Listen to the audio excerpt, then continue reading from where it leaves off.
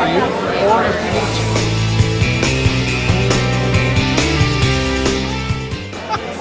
You on a floor. Okay. Tell me about what you have.